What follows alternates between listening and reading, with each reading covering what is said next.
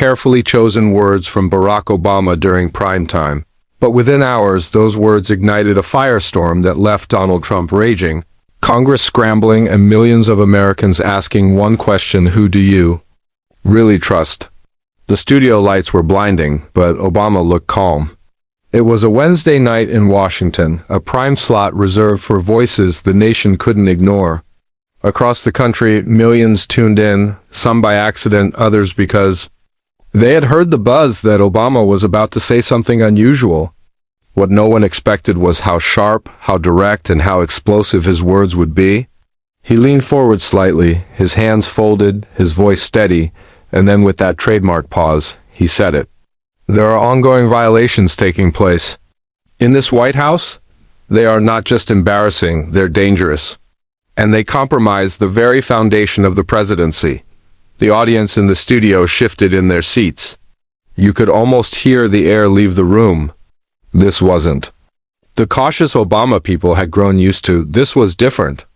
Calm, deliberate, almost lawyerly. He listed allegations, secret financial entanglements, careless handling of classified documents, pressure on agencies to bend the rules.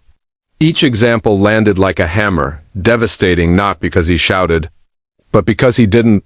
People deserve honesty, he continued, and that trust is being broken right now. Across the nation, living rooms fell silent. Families stopped what they were doing. Diners in Des Moines froze with plates cooling on counters. Students at Arizona State crowded around TikTok feeds. Hashtags exploded. Hashtag Obama bombshell. Hashtag Trump exposed. By the time the interview wrapped, the clip was everywhere. Cable networks scrambling to keep up. Anchors admitting live that history was unfolding. Obama's calmness only amplified the weight of his words. When asked why he spoke now, he answered, because silence is complicity. If those who know better say nothing, the system rots. It was the kind of statement that drew a clear line in the sand, and while his words echoed across the nation, the White House braced itself. By morning, Trump erupted. At 6 a.m., Truth Social lit up in all caps. Obama is a fraud. This is a deep state hoax. One post after another, each angrier than the last. Then came an emergency press briefing.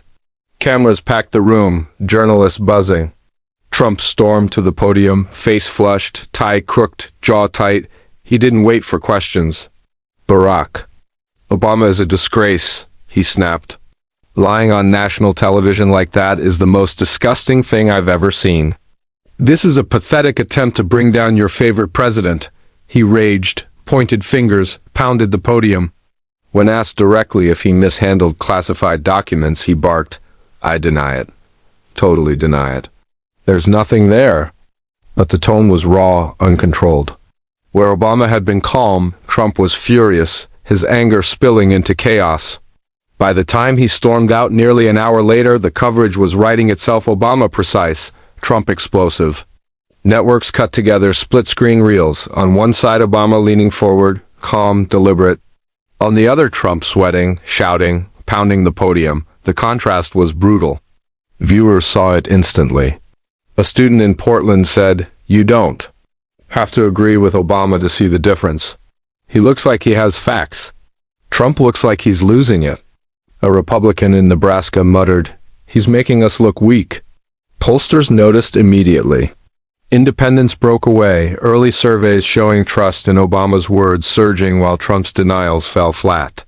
Hashtags trended again. Hashtag calm vs chaos. Hashtag split screen. Late-night comedians roasted the contrast, playing clips back-to-back. The optics were a nightmare. Asterisk inside the West Wing. Aides described the atmosphere as combustible. Staffers avoided Trump's gaze, televisions replaying the split screen nonstop. In the Roosevelt Room, advisors huddled over polling numbers. Stephen warned, "He's losing the optics war. Every channel is running the side-by-side." Kellyanne snapped back, then changed the narrative, attacked the source. People care about loyalty, not calm and collected. The door slammed open. Trump stormed in, red-faced, demanding the TV be turned off. Slamming the table, he shouted, "We're not gonna sit here and let that guy lecture us. He's jealous. He's working with the deep state." Stephen tried carefully. Sir, the anger, it's not landing well outside the base. A young aide suggested maybe showing documentation to refute the claims. Trump glared. Documentation? We don't need documentation. We need to fight. Fight Obama, fight the press, fight the crook system? Kellyanne lowered her voice. Right now, he looks like the steady hand. You look like the storm. Trump snapped back. People don't want statues. They want fighters. I'm not going to play Obama's game. Asterisk, and so America watched, glued to its screens, weighing composure against chaos, steadiness against storm, wondering which image Obama's calm words or Trump's furious defiance would shape the future more. Asterisk. He thinks he's clever. Watch me. I'll tear him apart. A silence lingered in the room. No one dared contradict him further. They all knew his mind was set, and meanwhile outside that room whispers were spreading. Junior staffers clustered in hallways, peeking at headlines on their phones. Did you see the numbers? One asked another nervously. 7 points among independents overnight. A communications aide muttered back, if this keeps up another week, we're toast. Inside the press office, frantic calls went out to sympathetic media outlets, urging them to question Obama's credibility, to frame his comments as politically motivated. Draft talking points were scribbled, rewritten, and distributed within hours. The instructions were blunt, hit hard, stay on message, never acknowledge the specifics. But the staff could feel the shift. The fury coming from the Oval Office wasn't strategy. It was raw emotion, and raw emotion wasn't always controllable. One aide confided to a reporter later, it was like trying to put a lid on boiling water. You knew it was going to spill over. It was just a question of when. As the sun set over Washington, the White House looked outwardly calm, its windows glowing in the night, but inside the mood was volatile, the walls echoing with the sound of raised voices, hurried footsteps, and phones ringing nonstop. Every advisor knew the truth. This wasn't a one-day story. Obama had thrown a stone into the pond and the ripples were spreading faster than anyone could contain. But outside those guarded walls, the media was about to turn the pressure dial even higher. By Thursday morning, the news cycle had fully detonated. Networks no longer needed to build new packages. The footage of Obama and Trump played on loop, filling every broadcast, every feed, every podcast. Producers joked that they could run the same 30-second clip all day and people would still tune in, and in many places that's exactly what was happening. On CNN, anchors gathered in front of a wall of screens, displaying quotes side by side. People deserve honesty versus Obama is a disgrace. The visual alone was damning. Over at Fox, the tone was defensive. Hosts tried to redirect attention, suggesting that Obama's timing was suspicious and meant to distract from real issues. Yet, even in their denial, they couldn't escape playing the clip. Podcasters jumped in quickly. A popular political show recorded an emergency episode overnight, uploading it before dawn. This isn't about partisan lines anymore, the host said, his voice low and urgent. This is about one man looking like a statesman and the other looking like he's unraveling before our eyes. The episode shot to the top of Spotify charts within hours. Late-night hosts were merciless. One aired a skit where an actor imitating Obama calmly read from a grocery list while another dressed as Trump screamed accusations about bread being rigged. The audience howled. Comedy cut through the tension, but it also amplified the narrative. Calm versus chaos. Meanwhile, reporters were digging. Obama had mentioned financial entanglements and classified materials but hadn't provided details, and that vacuum of information was irresistible to journalists. By midday, Politico published a story citing unnamed officials claiming that a classified folder had indeed been mishandled months earlier, raising eyebrows inside the Pentagon. The New York Times followed with a piece highlighting ongoing concerns about conflicts of interest tied to foreign properties. Neither article directly accused Trump of crimes, but together they gave Obama's claims an aura of legitimacy. In Philadelphia, a newsroom was buzzing. Phones rang off the hook as editors pushed their reporters to call every source they had in government agencies. We need confirmation, anything, even a whisper, one editor barked, and a junior reporter. Headphones pressed tight, mouthed, I've got something before rushing to type up notes. Back in Los Angeles, the entertainment industry latched onto the spectacle. Influencers on Instagram stitched together montages of Obama's quotes set to dramatic music, pulling millions of views.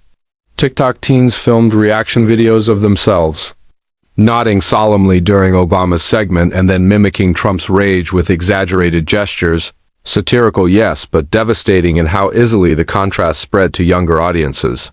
Across Middle America, families watched the coverage while juggling daily routines.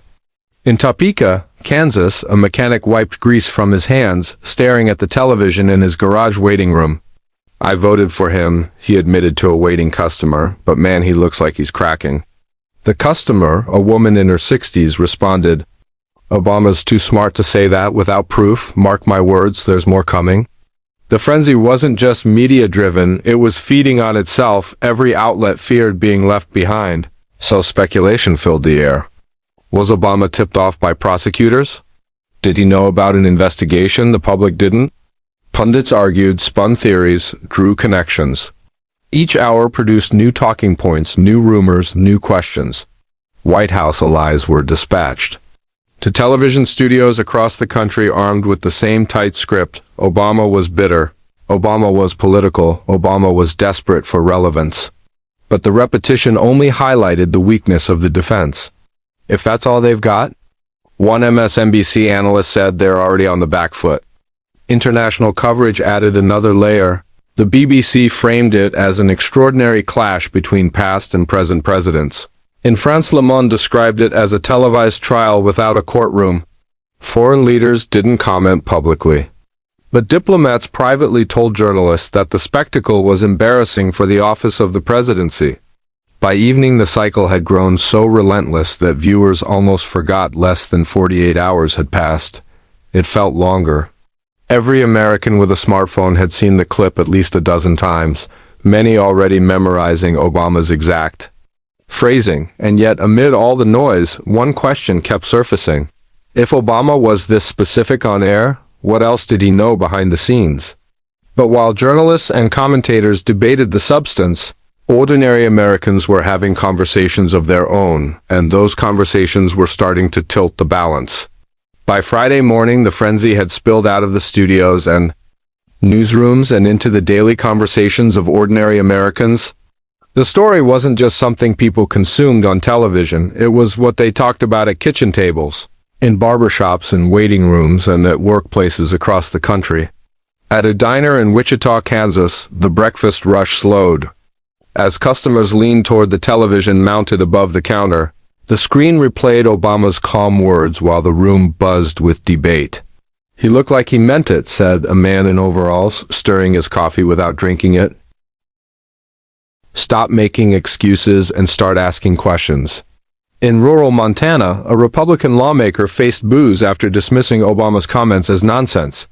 Voters weren't just watching, they were demanding accountability. Back in Washington, whispers of special committees and subpoenas filled closed-door meetings. The more Trump raged, the more lawmakers distanced themselves, trying to protect their own reputations. Obama, meanwhile, remained silent. He gave no statements, no interviews, nothing, yet his silence only fueled speculation. What did he know? Why had he chosen that exact moment to speak? And what was he holding back? The Capitol grew restless, allies anxious, critics sharpening their knives, and the public waiting.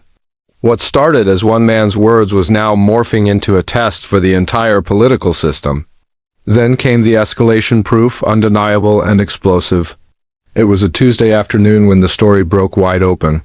For days, media outlets had speculated about what evidence might exist, but speculation turned to reality when a leaked Department of Defense memo landed in multiple newsrooms simultaneously.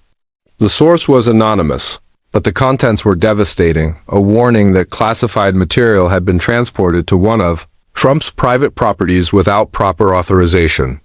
Dated months earlier, stamped with clearance markings, it stated clearly the mishandling of documents presented a potential risk to national security. Within minutes, CNN ran a breaking banner, MSNBC went live, and even Fox, though hesitant, reported it.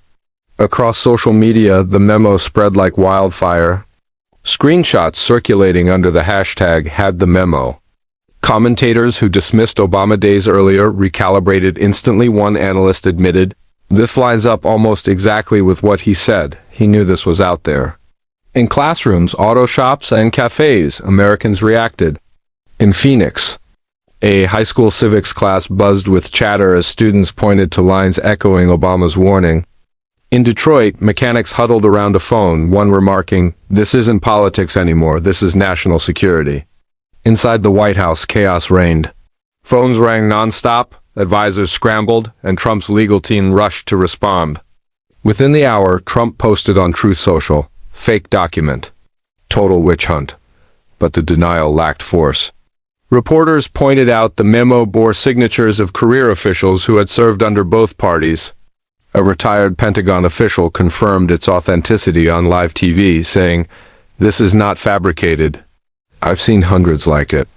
By evening, Trump faced the press again, visibly angry, voice louder than usual, gestures erratic. Obama is behind this leak? He's working with fake news to destroy your president. This memo means nothing. But reporters pressed harder. If it's fake, why does it carry real clearance markings? If authentic, does it confirm what Obama said? Red-faced, Trump stormed off without answers. Meanwhile, Obama remained silent, letting the memo speak for itself. His calm words, "classified material mishandled," now mirrored perfectly against the memo's warning. Procedures were not followed. Globally, the story exploded. In Canada, the CBC called it one of the most serious breaches of national security in years. In Germany, papers wrote that Obama's credibility had been vindicated. At home, voters shifted. A farmer in Iowa admitted, "I voted for Trump, but if this is true, I can't defend it." Navy veterans in San Diego agreed, "This isn't politics, this is procedure. You break it, you put the country at risk." By Wednesday, moderate Republicans joined Democrats in demanding hearings. The clash was no longer political, it was legal. Obama, once accused of exaggerating, now looked prescient. Trump, who cried hoax, looked cornered. The contrast played out on TV screens, Obama calm and measured, Trump furious and defiant. For many, this wasn't just politics, it was a study in character. Families debated across dinner tables. A grandfather in St. Louis told his grandson while watching the news, "That's leadership." Not yelling, not tantrum, steady words that turn out true. His grandson asked if that meant Trump was finished. The old man replied, "Leaders don't last forever. But history remembers the ones who tell the truth." Across neighborhoods, longtime Republicans admitted, "I defended him for years, but I can't defend that memo or that press conference. I want strength, not chaos." Others replied, "Sometimes calm is the real strength." Soon hearings were announced, subpoenas issued, and accountability became inevitable. But the larger shift was in how ordinary Americans measured leadership. Obama had spoken carefully and was later proven right. Trump shouted louder, but denial collapsed under evidence. Analysts called it a battle between two types of power, the power of composure and the power of rage, and only one held up. When the facts caught up, teachers used it in classrooms, pastors in sermons, parents in lessons to their kids. This is why you stay calm under pressure. This is why you think before you speak. Obama never gave another interview. His silence was louder than any speech.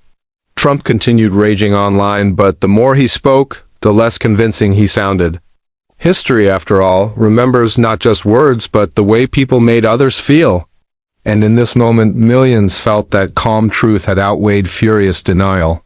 The story left a lasting lesson. Composure often speaks louder than rage. Trust is fragile, character is priceless, and integrity, not volume, decides how history remembers you.